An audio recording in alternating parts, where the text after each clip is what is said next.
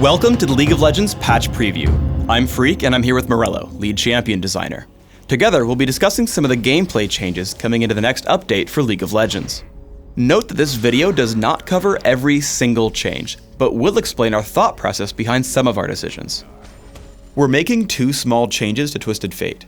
We're increasing his base attack range and making the player manually acquire targets once he locks a card. What are we hoping to do with these changes? One of the things we really wanted to do is improve Twisted Fate's laning consistency and ability to trade with other people in lane, which is poor right now.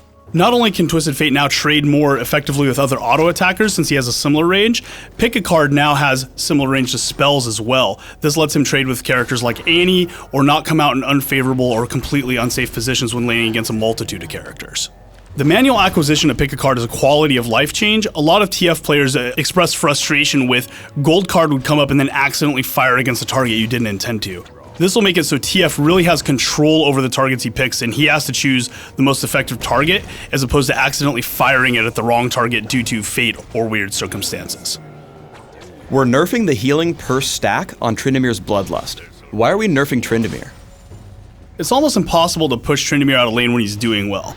This is because the heal for how much rage he has is very high. This means when Tryndamere is in there dominating his lane, getting tons of hits on the enemy, crushing lots of minions, his rage is always full and he's healing for a ton.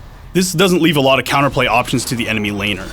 Conversely, we haven't touched the base level heal, which also means that if Tryndamere does have a bad lane, he can go ahead and still survive in that lane and try to make a comeback and do some counterplay on his own.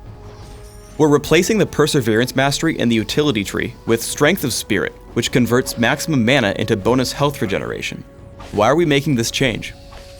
Since Perseverance works on total base percentage of health regeneration, it really wasn't usable in most cases except in very abusive cases. Furthermore, Strength of Spirit was a really fun old mastery. We thought it added a lot of cool item choices and a lot of different ways you could build your character based on having this mastery, so we wanted to put it back in the game and reintroduce those options. The utility tree's been underappreciated since we've done the new masteries as well, so we wanted to use this as an opportunity to put some good buffs deep into that tree.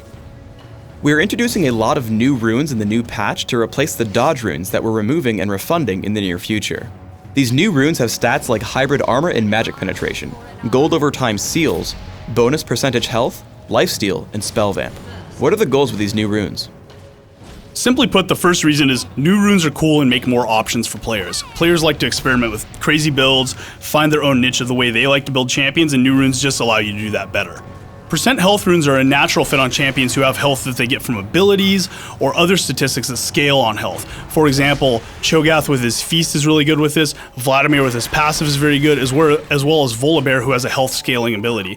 We think this will give some new build options for those champions.